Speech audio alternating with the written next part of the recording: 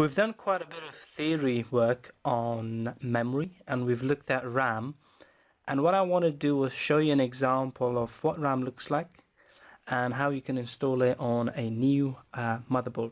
So first things first, we've got to think about electric static discharge. So I've got this wristband here, so this is just obviously making sure that any of the components that I'm handling are not damaged. Here's an example of the RAM that I've purchased here. It's 8 gigabytes and it's a DDR4. So if we look at the RAM, we can see it's purchased from Crucial. We can also see some of information about the RAM, like the model, how much memory it has, and also voltages and timings just over there. So if installing it here, again, this is an example of a motherboard we have, and you can tell it's a new motherboard because it still has this CPU cap or this protector on here. So where we can install the memory is here.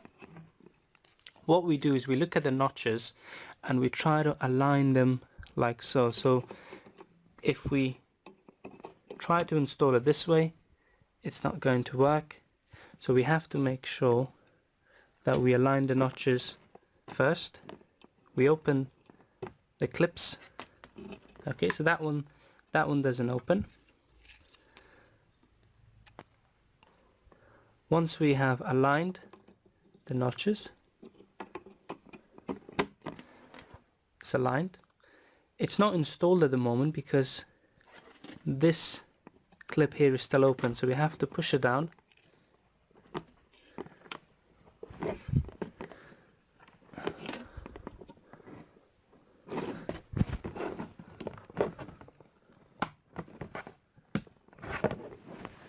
Okay, so I had to put my phone down, but obviously the top bit you have to put some force. The clip is in, it's in place, and that is how you install memory, and it's been installed properly, as you can see. And then the next thing obviously is just removing the CPU cap, which we can do by removing the zip arm and then the plate.